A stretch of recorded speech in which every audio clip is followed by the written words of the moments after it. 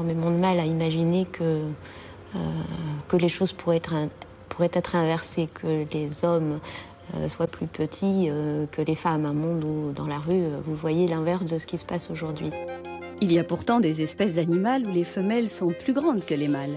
Le dimorphisme sexuel de taille, comme l'appellent les scientifiques, n'est pas toujours celui qu'on imagine. Chez la baleine bleue, la femelle est plus grosse que le mâle.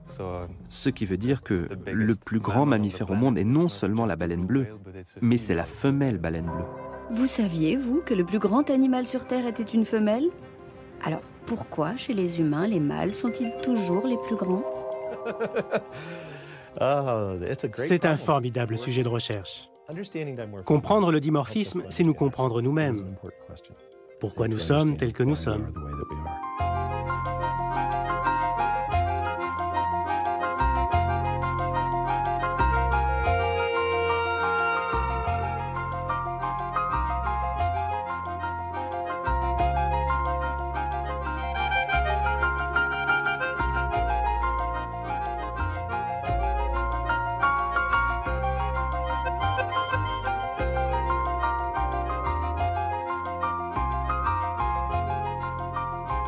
Bon, allez, viens.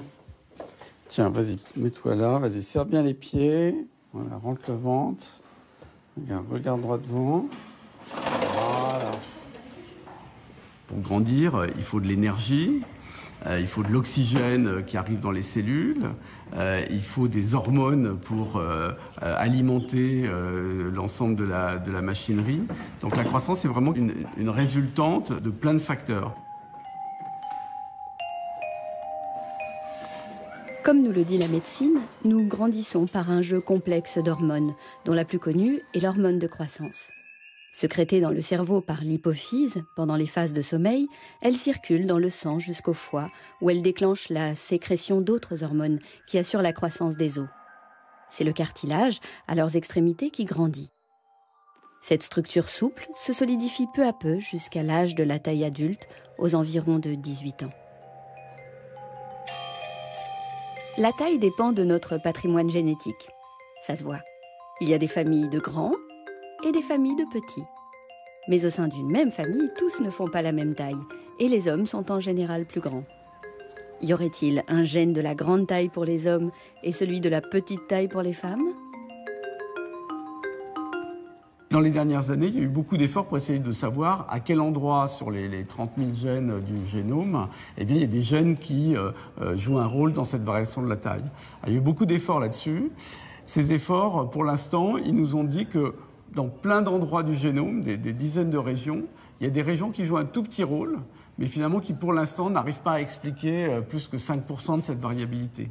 Donc c'est clair que dans les années à venir, il y aura des progrès, qu'on arrivera mieux à le comprendre, mais pour l'instant, on reste assez frustré. Entre d'un côté, on sait qu'il y a beaucoup de génétique dans la variabilité, puis de l'autre côté, les données actuelles montrent qu'on en explique une toute petite partie avec les gènes tels qu'ils sont connus. Donc, si la taille est dépendante de tant de gènes, nous pourrions être grandes, nous aussi. Mais d'ailleurs, ne sommes-nous pas en train de rattraper les hommes? Tout le monde le dit. Les filles, comme les garçons, deviennent de plus en plus grandes. Peut-être que ces 15 cm vont enfin disparaître. C'est vrai que nous sommes souvent plus grands que nos parents, qui étaient plus grands que nos grands-parents. Mais nos arrière-arrière-grands-parents n'étaient quand même pas des lilliputiens.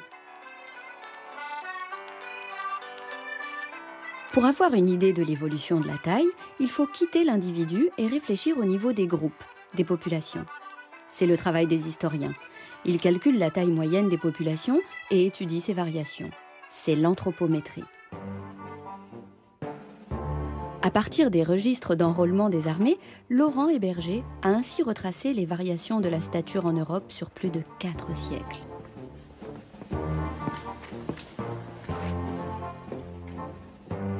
On ne devient pas de plus en plus grand.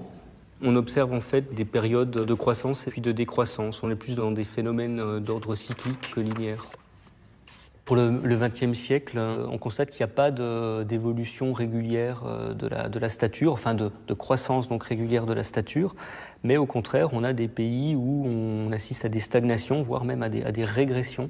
Alors surtout au début du XXe siècle, mais encore tout récemment, donc pour les cohortes de naissance 1970, des décroissances staturales.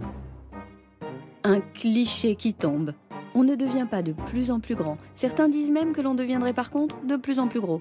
Mais ça, c'est une autre histoire.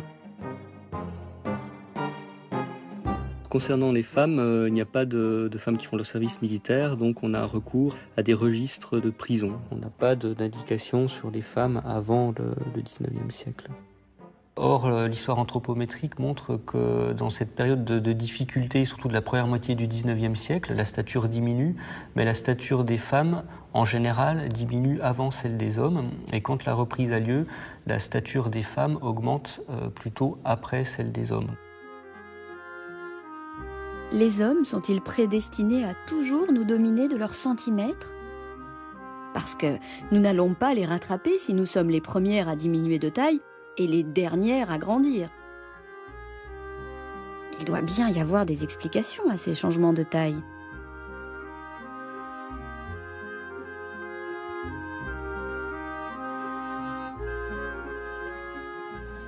Alors, 1m36,8. Voilà, parfait. Il y a bien sûr des variations qui ne sont pas dans le génome, mais qui sont des variations dans l'environnement. Et on connaît quand même beaucoup d'exemples de situations qui modifient la taille, soit à court terme, soit à long terme, et qui dépendent non pas de la génétique, mais clairement de l'environnement. L'alimentation est un facteur clé de la croissance. Pour grandir, nous avons besoin de calcium et de certains éléments protéiques qui ne se trouvent que dans les œufs, le poisson, la viande et les laitages. Les conditions de vie entrent aussi en jeu. Un rythme de vie sain, des enfants qui ne sont pas contraints à travailler, tout cela permet d'atteindre ce que l'on appelle son potentiel de croissance. Étudier la stature pour un historien permet donc de comprendre comment vivaient les populations. Des populations masculines, évidemment.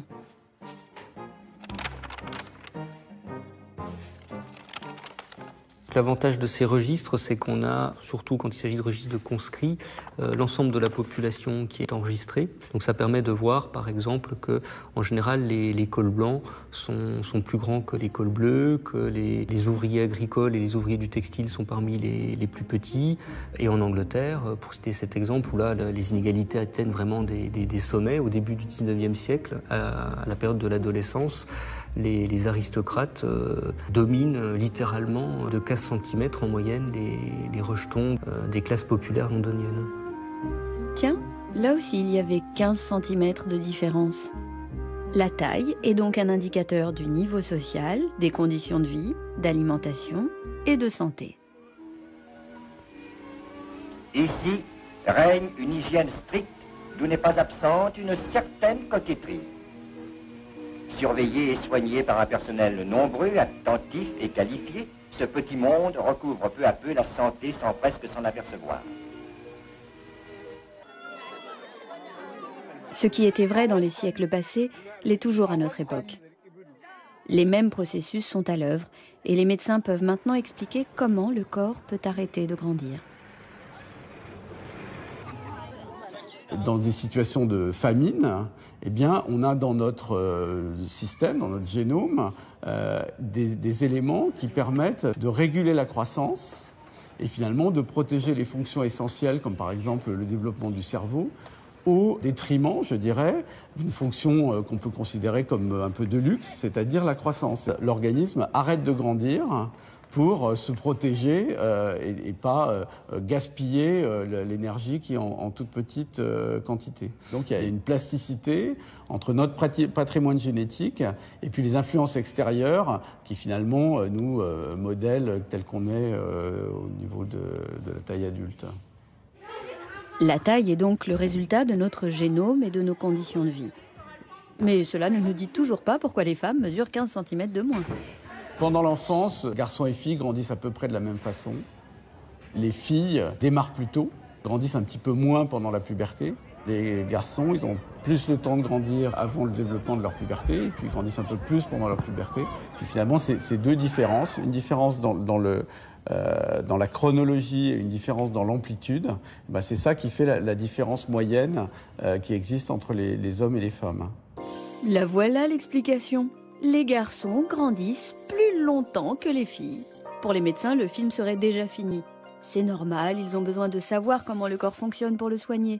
Mais si nous voulons savoir pourquoi c'est comme ça, il va falloir aller chercher ailleurs.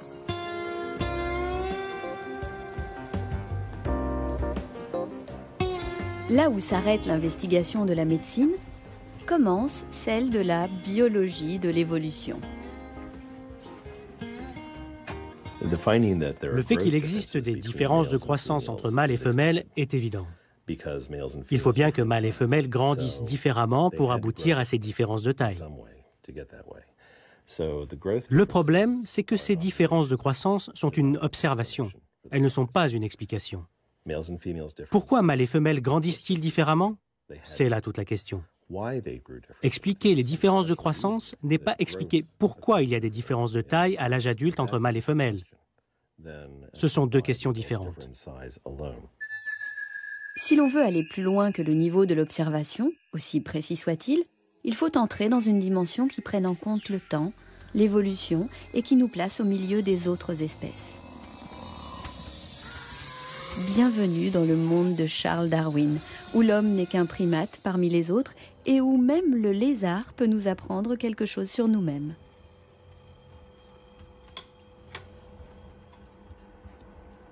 Effectivement, des différences de croissance peuvent expliquer des différences de taille entre mâles et femelles. Mais cette croissance, là encore, ce n'est pas un paramètre qui va être fixe pour une espèce dans tous les environnements. Pour le lézard vivipare sur lequel je travaille, effectivement, les femelles sont toujours plus grandes que les mâles.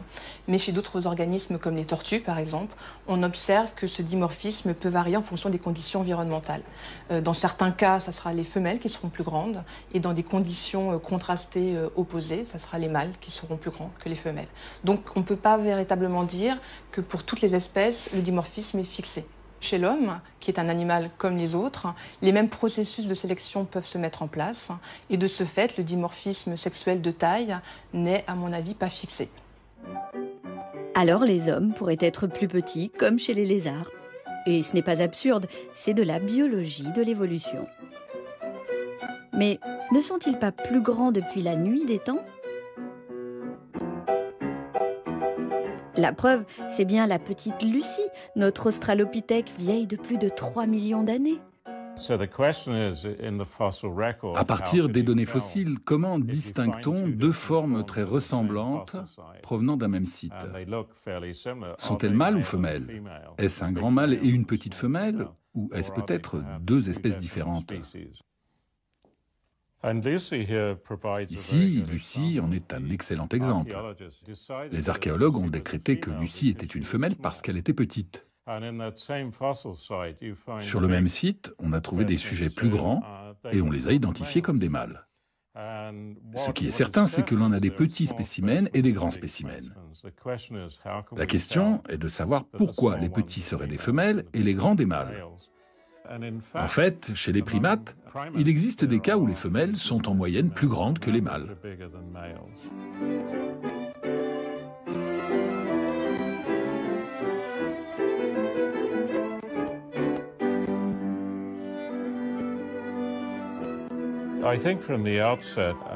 Dès le début, on a affirmé trop rapidement que comme Lucie était petite, c'était une femelle. En fait, on tourne en rond.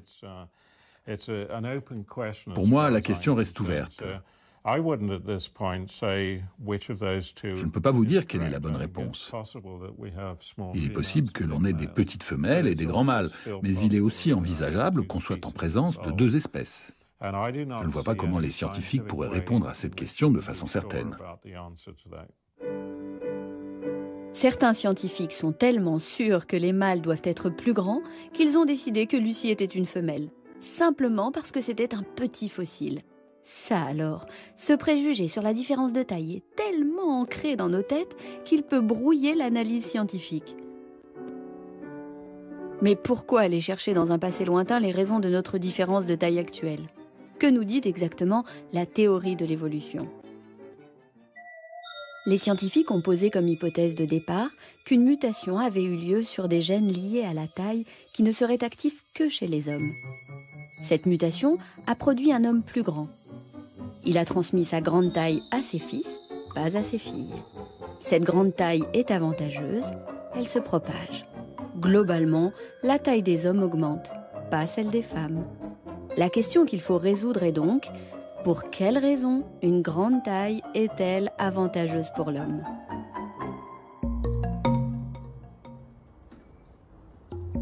En travaillant sur des espèces à durée de vie courte, les chercheurs commencent à comprendre ces mécanismes d'évolution. Quand plusieurs individus contribuent différemment à la génération suivante, cela peut être dû à divers mécanismes. Ils ont peut-être mieux réussi que d'autres à atteindre la maturité ou ont vécu plus longtemps. On appelle ces pressions de sélection la sélection naturelle. Il se peut aussi que certains individus aient eu plus de succès à trouver ou à attirer un partenaire, ou qu'ils aient été les meilleurs sur le marché de la rencontre, comme on dit parfois. On parle alors de sélection sexuelle, un autre mécanisme de pression de sélection. Mais bien souvent, ces deux types de sélection interagissent. Une grande taille pour les hommes doit donc être un atout pour survivre ou pour se reproduire. Depuis Darwin, l'augmentation de la taille des mâles a été bien souvent expliquée par ce qu'il a appelé la loi du combat. Les hommes seraient-ils comme les cerfs? Les plus grands, parce que les plus forts, seraient les meilleurs au combat?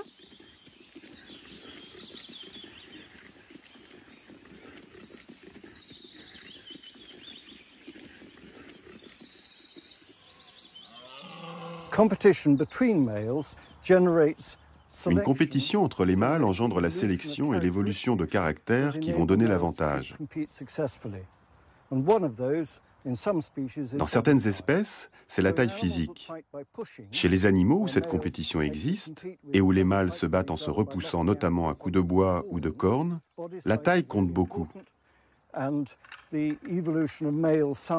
Dans ces espèces, la taille des mâles a augmenté plus que la taille des femelles. La compétition entre mâles chez les animaux comme le cerf ou l'antilope favorise en général les plus imposants, et cela explique que la taille des mâles ait augmenté plus que celle des femelles au cours de l'évolution de ces espèces.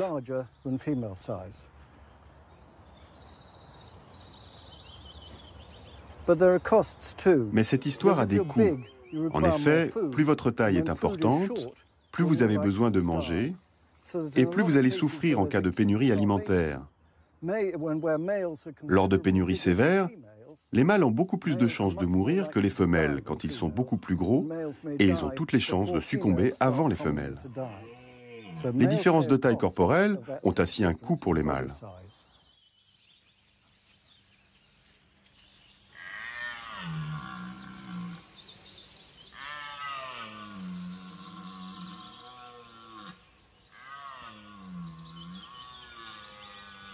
Ces grands mâles vont pouvoir se reproduire plus facilement que les autres. Mais en cas de disette, ils seront les premiers à mourir de faim. C'est pas malin. Cette grande taille qui profite à l'espèce est un véritable fardeau pour les individus. La preuve qu'un avantage n'est pas toujours bénéfique. Qu'est-ce qui peut bien expliquer cette contradiction ? Ces différences ont classiquement été mises en relation avec le système d'accouplement. Typiquement, dans les espèces polygynes, où un mâle s'accouple avec plusieurs femelles, les mâles sont plus gros que les femelles. Il existe des espèces où mâles et femelles font à peu près la même taille. Dans les espèces monogames comme le gibbon, où en théorie les mêmes partenaires restent ensemble toute la vie, il n'y a pas une forte sélection pour l'augmentation de la taille des mâles. Et donc, il n'existe pas de différence de taille entre mâles et femelles.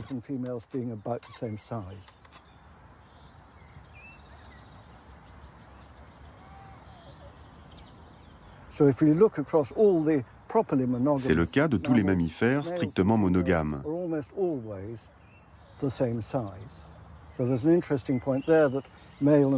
Il est intéressant de noter que dans l'espèce humaine, les hommes sont légèrement plus grands que les femmes, ce qui suggère qu'à une période de notre évolution, nous avons été assez largement polygames.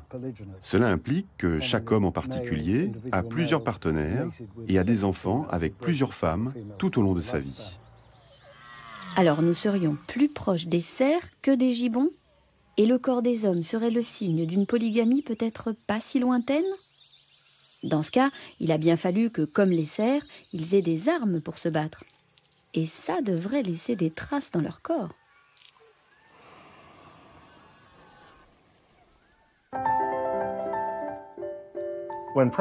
Chez les primates, quand les mâles sont en compétition pour les femelles, la sélection favorise le développement d'armes qui les aident à vaincre l'adversaire. Ici, on a les dents d'un mandrill mâle. Ces canines sont parmi les plus longues de tous les mammifères. Chez les grands singes, vous avez ici la dentition d'un mâle orang-outan. Il a lui aussi des dents très longues, pas aussi longues que celles du mandrill, mais très longues tout de même. Les mâles utilisent ces dents pour se menacer ou se mordre, et comme vous voyez, ce ne sont pas des dents pour plaisanter. Par contre, chez les bonobos, une espèce de chimpanzé, les mâles se battent rarement entre eux et leurs dents sont carrément plus petites. Leurs dents semblent correspondre à leur faible niveau de compétition. Chez l'homme, comme vous le savez, nous n'avons pas de longues canines. Elles sont à peu près de la même taille chez les hommes et chez les femmes. Cela laisse penser que les hommes pourraient avoir perdu leurs canines au moment où ils ont cessé de s'affronter pour les femmes. Donc d'un côté, nous avons perdu les armes pour la compétition. Mais d'un autre côté, on a quand même cette différence de taille entre hommes et femmes, ce qui laisse penser qu'il y a toujours une force qui fait évoluer différemment la taille des hommes et des femmes.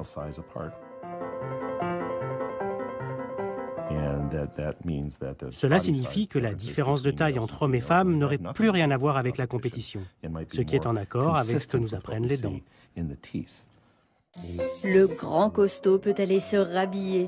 Ce n'est pas lui la force évolutive qui a fait grandir les hommes. Mais il y a un autre type de sélection sexuelle. Il faut bien choisir son âme sœur, surtout si c'est pour la vie. Et si le grand était le préféré, le chéri de ces dames? En effet, Darwin avait observé que dans beaucoup d'espèces, ce sont les femelles qui choisissent leur partenaire. Il a appelé ça le choix des femelles. Du coup, les mâles rivalisent entre eux en couleur, chant et parfois en taille pour s'attirer leur faveur. Chez beaucoup d'êtres vivants, nous observons que les femelles ont une préférence pour les mâles plus grands. En conséquence, ceux-ci produiront plus de descendants que la moyenne à la génération suivante. La sélection sexuelle favorisera alors les caractères de ces mâles, ce qui pourra amplifier la différence de taille entre mâles et femelles. Par exemple, des chercheurs ont mené une expérience avec des oiseaux paradisiers. Ils ont artificiellement allongé la queue des mâles et les femelles ont eu une préférence pour ces mâles modifiés. Cette préférence pour les grandes tailles s'est souvent vérifiée. Et si c'était nous qui préférions les grands, créant nous-mêmes la différence de taille? Ce serait un comble. Il y a une taille idéale, elle est même extrêmement précise, c'est 1,82 m, 6 feet, voilà, c'est la taille idéale. L'avantage du grand, c'est que, bien sûr, il est d'abord désiré par toutes les autres. Alors donc, c'est quand même quelque chose qui est quand même un argument pour toute femme en particulier, savoir que le choix des autres se porte sur quelqu'un qu'elle-même, elle pourrait choisir. Donc, c'est en quelque sorte une rassurance mutuelle des femmes entre elles en se disant, puisque les autres femmes aiment les grands, c'est peut-être quand même un choix sûr, parce que on ne va pas se tromper en même temps. Par exemple, il y a une très belle étude sur les officiers de West Point en Amérique. Des sociologues américains ont pris toute une promotion de 500-600 officiers et ils les ont retrouvés au moment où ces derniers terminaient leur temps. Ils leur ont fait reconstituer l'ensemble de leur vie conjugale. Et ce qui apparaissait clairement, c'est que dans cette promotion d'officiers, qui était donc très homogène, tous des hommes du même âge, de la même génération, vous voyez, tous ayant le même niveau de diplôme élevé, parce qu'il faut avoir des diplômes élevés pour devenir officier à West Point, tous ayant des expériences professionnelles, les habilités à se déplacer, etc., identiques. Et pourtant, à l'arrivée, on constatait que les grands avaient eu plusieurs épouses, alors que les petits, on n'en avait eu qu'une.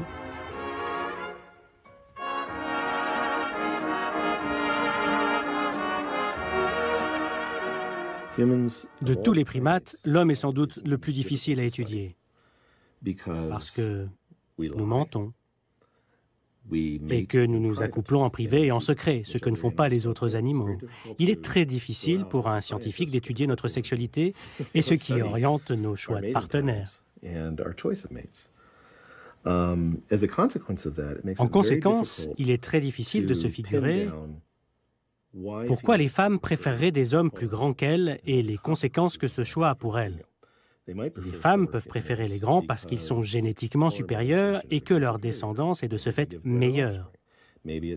Si les hommes de grande taille ont accès à de meilleures situations, leurs ressources représentent peut-être un avantage pour les femmes en réduisant la mortalité infantile et en améliorant leurs conditions. Ou encore, on peut penser que les hommes de grande taille sont plus à même de protéger les femmes des autres hommes et donc de protéger les enfants. Ça en fait des critères qui entrent en jeu. N'est-ce donc que la taille qui dicte les choix des femmes quand elles préfèrent un plus grand qu'elles ? Ce qui est vrai pour les oiseaux ne l'est pas forcément pour les hommes, et peut-être encore moins pour les femmes.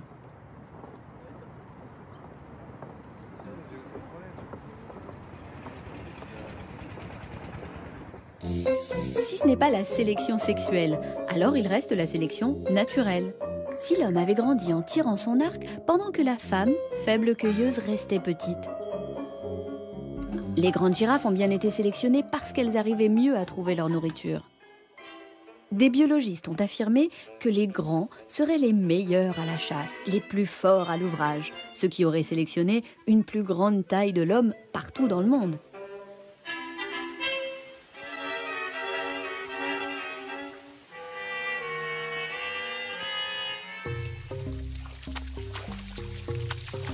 Qu'en est-il dans les sociétés de chasseurs-cueilleurs contemporaines, comme ici les Baka au Cameroun? Les hommes les plus grands sont-ils les plus aptes à chasser?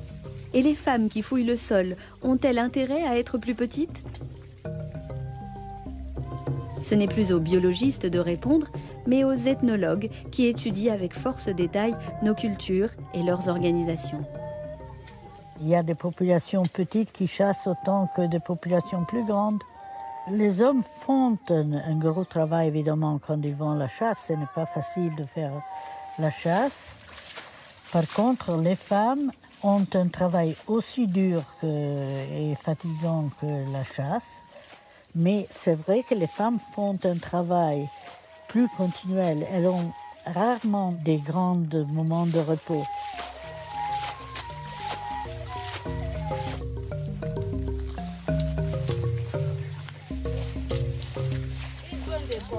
Dans tout le monde, à partir de l'Australie, il y a des groupes australiens qu'on a étudiés, comme des groupes de l'Amazonie, comme des groupes africains, comme les Kung du Kalahari. Il y a des descriptions d'une journée de collecte de deux petites femmes, petites parce qu'elles sont vraiment petites comme corps, genre 1m40 et même moins, qui passent la journée de 12-15 km aller-retour dans une chaleur épouvantable avec les enfants. Elles ramassent des choses, elles déterrent des racines. Elles rentrent avec un poids de 20-25 kg sur les bras, le dos. Donc c'est un travail extrêmement fatigant. Il a quand même fallu que des ethnologues étudient nos sociétés pendant des années pour qu'on se rende compte que les femmes effectuent des tâches aussi pénibles, travaillent autant, voire plus que les hommes, que la division du travail n'a pas de justification biologique. C'est un cliché qui a la vie dure.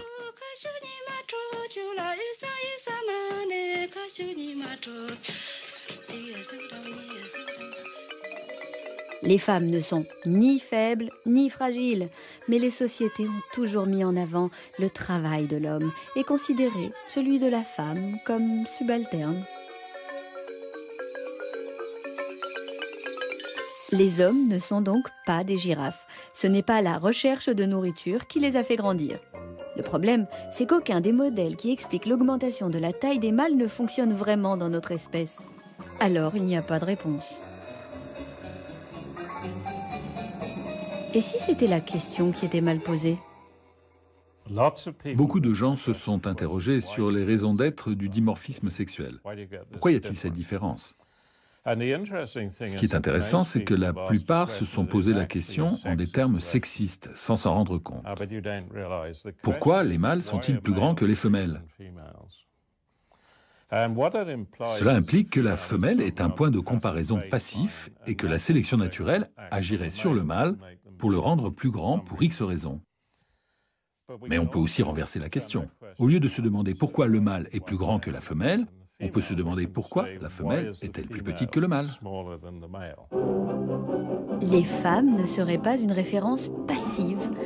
Et donc, l'évolution, ce serait aussi pour elles. Et si leur taille peut varier, alors, elles aussi, elles peuvent devenir grandes.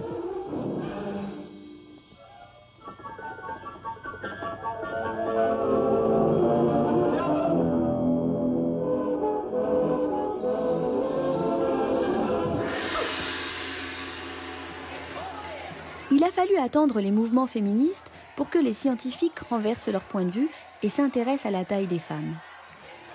En 1976, une publication scientifique est passée quasiment inaperçue. Il s'agit de la première étude sur les femelles mammifères plus grandes que les mâles. C'est quand même très récent. C'est Catherine Rawls qui a mené cette recherche. Dans beaucoup de cas, on a établi un rapport entre une grande taille et le fait d'être une bonne mère. Une mère de grande taille est meilleure pour défendre ses petits. Il y a aussi des raisons énergétiques, comme chez les baleines. Les baleines migrent pour se nourrir dans les mers glaciales du Nord. Elles doivent se reproduire et allaiter avec la seule énergie qu'elles ont stockée à ce moment-là. Elles doivent être plus grandes pour pouvoir emmagasiner toute la graisse nécessaire pour mettre au monde leurs petits dans des eaux plus chaudes. Certaines ne se nourrissent plus dans les mers tropicales quand elles s'occupent de leurs petits. Le coût de la lactation est très élevé au plan énergétique. Je n'ai pas les chiffres en tête, ça dépend du nombre de petits et de leur rythme de croissance. C'est vraiment un coût énorme que les mâles, de leur côté, n'ont pas à supporter. Donc il vaut mieux être grande quand on est une femelle mammifère et qu'on doit allaiter ses petits, que l'on vive dans des océans glacés ou ailleurs. Cela doit être vrai aussi pour notre belle famille des primates. Nous sommes de très gros primates. Le seul qui nous dépasse est le gorille. Une grande taille représente un avantage pour les femmes, ce qui pourrait expliquer qu'il y ait si peu de différence entre hommes et femmes dans une espèce de grande taille comme la nôtre. Et le fait est qu'il est avantageux pour une femme de concevoir un bébé avec un cerveau le plus gros possible.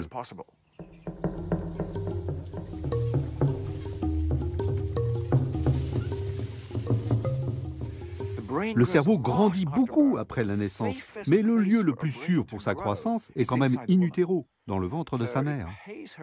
Celle-ci gagne à garder le fœtus le plus longtemps possible, et c'est pour cela que c'est un avantage d'être grande pour une femme.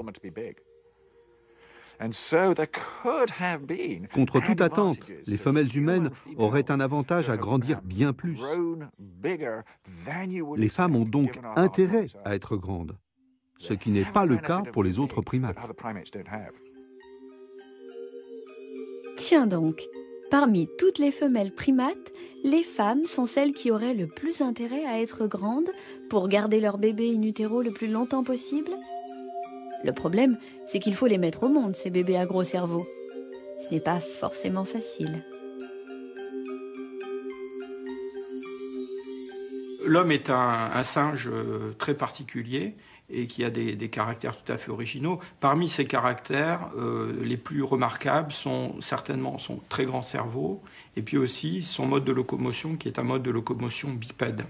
Sur le plan squelettique, il y a des modifications très importantes. Le rachis, la colonne vertébrale qui doit soutenir le corps, l'axe du corps. Et puis, pour les paléontologues, il y a une partie du squelette qui est tout à fait remarquable, sont les membres inférieurs et puis surtout le bassin.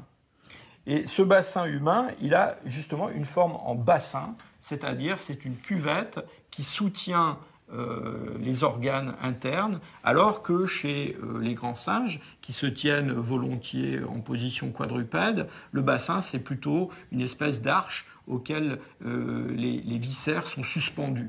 Donc on a la nécessité d'avoir un bassin avec une forme relativement étroite, parce que c'est celle qui permet la marche et l'adaptation à la course, qui est une autre caractéristique des hommes.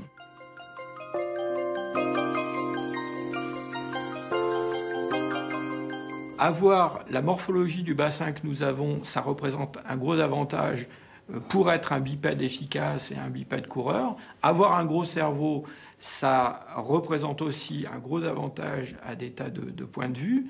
Mais on comprend bien que cela implique des contraintes et, j'allais dire, une certaine complication quand il s'agit de mettre au monde des enfants d'êtres d'une espèce qui ont ces grands cerveaux et ce bassin relativement étroit. Et donc, voilà, le prix à payer, si je peux dire, pour notre grand cerveau et notre bipédie, eh bien, c'est cet accouchement qui est particulièrement difficile chez les hommes, douloureux pour les femmes, avec un mécanisme compliqué de rotation du nouveau-né au cours de la naissance. L'histoire humaine est pleine de ces récits, recettes, remèdes, expressions de l'angoisse des femmes face à cet heureux événement. N'appelle-t-on pas délivrance la fin de l'accouchement ?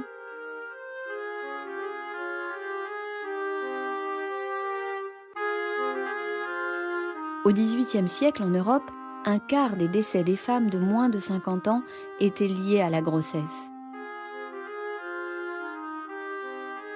La naissance est en fait un parcours semé d'obstacles. Le fœtus, pour sortir des voies génitales maternelles, va emprunter ce qu'on appelle l'excavation pelvienne, qui comporte des détroits, des rétrécissements. 3 rétrécissements. Ici, ce que l'on appelle le détroit supérieur, qui est l'orifice d'entrée dans l'excavation pelvienne. Ici, le détroit moyen au niveau des épines sciatiques. Et ici, le détroit inférieur. Donc une contrainte pour se dégager dans un diamètre antéro-postérieur. Vous voyez cette mécanique complexe de entrer dans un diamètre oblique, descente et rotation curviligne, puis rotation pour un dégagement antéro-postérieur. On peut comprendre aisément que des anomalies de développement du bassin puissent rendre très difficile ou impossible l'accouchement par les voies naturelles. Un exemple de bassin tout à fait pathologique dû à des anomalies de nutrition qui vont conduire à ces déformations du bassin, et on comprend bien qu'il est tellement anormal qu'il est impossible qu'un enfant puisse pénétrer dans l'excavation pelvienne et être expulsé hors des voies génitales maternelles. Ces ajustements sont tellement précis que parmi les primates, nous sommes quand même l'espèce qui a la plus forte mortalité maternelle. Dans les pays médicalisés, les femmes petites, à bassin étroit, accouchent maintenant sans problème. S'il le faut, une césarienne est vite faite. C'est le cas pour 15% des accouchements environ. Mais dans les pays sans accès à des soins hospitaliers, une situation que l'on retrouvait en Occident il n'y a pas si longtemps, une femme par minute meurt en couche pour des problèmes obstétricaux. C'est la première cause de mortalité des femmes. Et pour une femme qui meurt en couche, 10 autres sont victimes de lésions importantes. Dans les pays où sévit la malnutrition, une femme de moins d'1,50 m a 2 fois plus de risques de ne pas pouvoir accoucher. Ces questions n'intéressaient guère les scientifiques, tant l'accouchement difficile semblait être une fatalité. Mais dans les années 2000, une nouvelle génération de chercheurs a vu le jour. Leur spécialité ?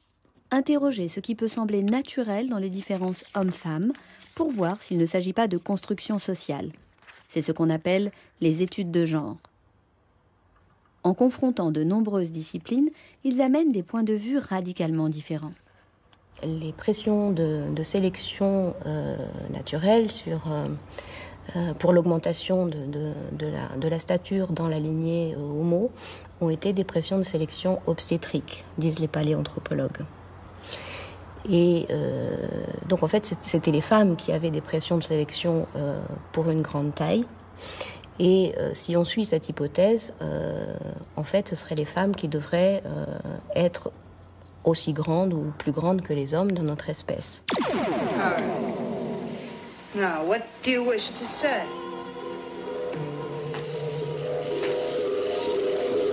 Let me take you away from all this, my chérie. I told you they're primitive. Hey, now hold on a minute. That means dumb, don't it? That's right, Daddy-O. You're real square. Hey, this chick is hip. Ce monde-là est le monde qui aurait dû advenir si on était justement dans un modèle de sélection optimale, de sélection naturelle optimale. Donc les femmes auraient dû grandir au cours du temps.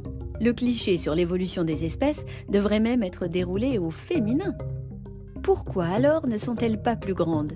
Qu'est-ce qui a bien pu limiter leur taille au risque de les voir mourir en couches ? Dans toutes les espèces, ce sont les individus de petite taille qui survivent mieux quand les ressources viennent à manquer.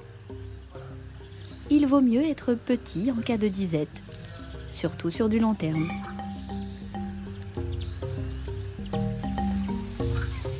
Mais si c'était autre chose que le manque de nourriture, et pourquoi pas l'accès à la nourriture qui serait en cause ?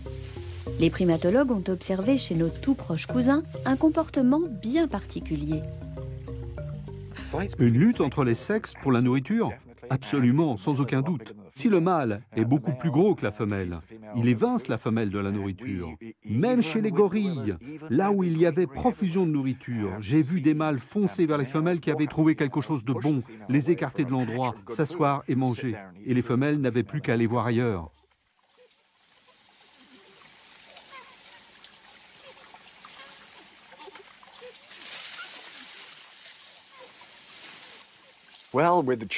Avec les chimpanzés, on sait qu'il y a une réelle compétition pour la viande.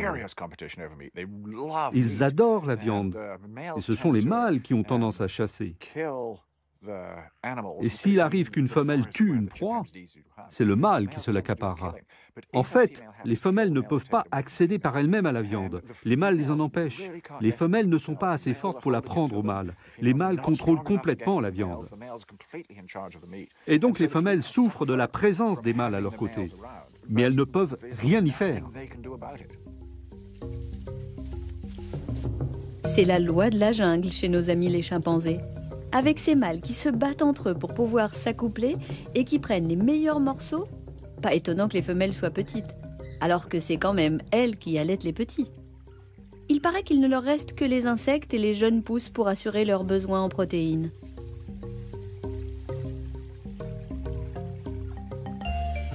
Chez nous, savez-vous que ce sont surtout les femmes qui ont besoin de viande ? Pendant les périodes de grossesse et d'allaitement, elles ont besoin de 30% de protéines animales de plus que les hommes et de 5 fois plus de fer. Et le fer est aussi essentiel pour contrecarrer les risques d'anémie dus aux règles. La viande apporte des protéines et du fer rapidement assimilables. Les hommes, eux, une fois leur croissance terminée, ont surtout besoin de glucides, les sucres nécessaires au travail musculaire. Ils n'ont pas de règles, ne sont pas enceints, n'allaitent pas. La viande pour eux n'est donc pas indispensable. Y aurait-il aussi dans notre espèce comme une compétition alimentaire ? Sibérie. Après l'abattage d'un renne, la femme présente la nourriture à son mari. Elle arrange les os. Si vous êtes une femme, mangez des miettes. Ouganda. Lorsque la famille s'assoit pour manger, les hommes sont toujours servis les premiers. Le temps que les petites filles aient une chance, il ne reste plus de viande. Maroc. Les hommes mangent avant les femmes et les enfants. Elles apprennent à refuser la viande. Inde. Au repas, la femme nourrit son mari puis les enfants. Les garçons avant les filles. Il n'est pas rare de trouver des foyers où les femmes sont végétariennes, mais pas les hommes. Auvergne. Les femmes ne s'asseyaient pas à table. Elles passaient leur temps à aller du fourneau à la table pour servir le maître de famille. Elles mangeaient ce qui restait. S'il y avait une volaille, elles mangeaient la carcasse, le cou. S'il y avait du lapin, elles mangeaient la tête.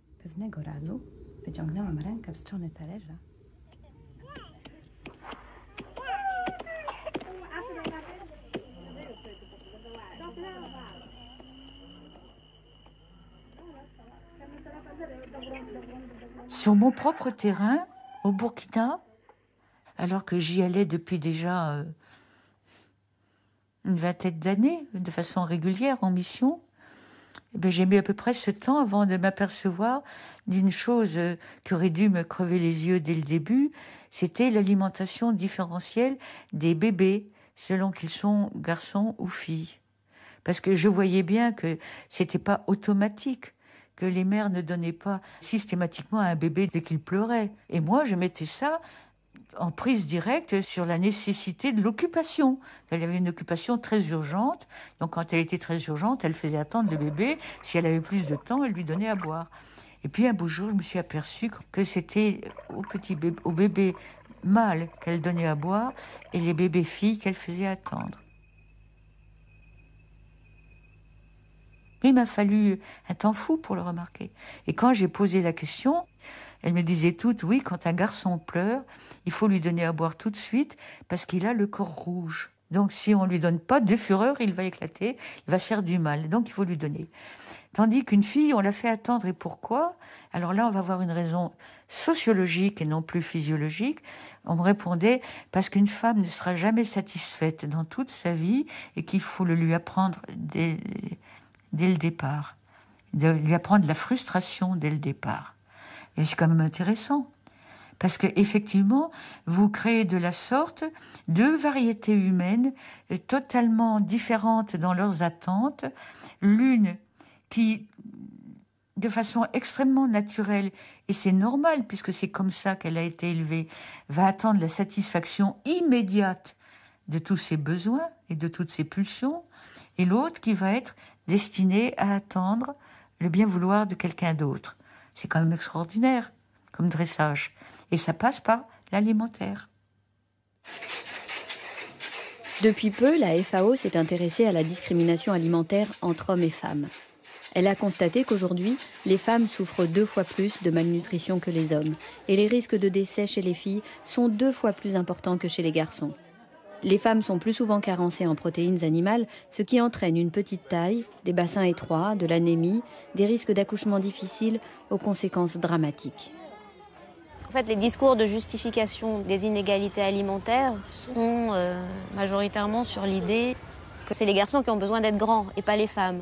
Quand vous avez une organisation sociale de la pénurie, c'est ça les inégalités alimentaires, c'est donc comme je disais, c'est plus écologique, c'est plus une compétition brute entre un mâle et une femelle qui se disputent la nourriture, mais c'est vraiment un système social organisé de pénurie, puisque si les femmes sont censées ne pas manger de la viande, par exemple, ne pas avoir accès à telle protéine et les hommes, oui, vous avez là un système de pénurie organisé qui vaut pour la vie d'une femme entière sur des générations et qui perdure d'une manière culturelle sur des générations entières. Ça devient vraiment un ordre social et qui est beaucoup plus systématique, si l'on peut dire, que dans les espèces animales où il n'y a pas de règles sociales où on va dire les femelles ne doivent pas manger tel aliment. Voilà. C'est plus de l'ordre de la compétition, c'est l'ordre vraiment de l'inégalité. C'est très facile pour les gens qui ont un pouvoir, que ce soit un pouvoir banal de classe ou de race, etc., décider que les autres ont moins besoin qu'eux, ont moins un droit qu'eux.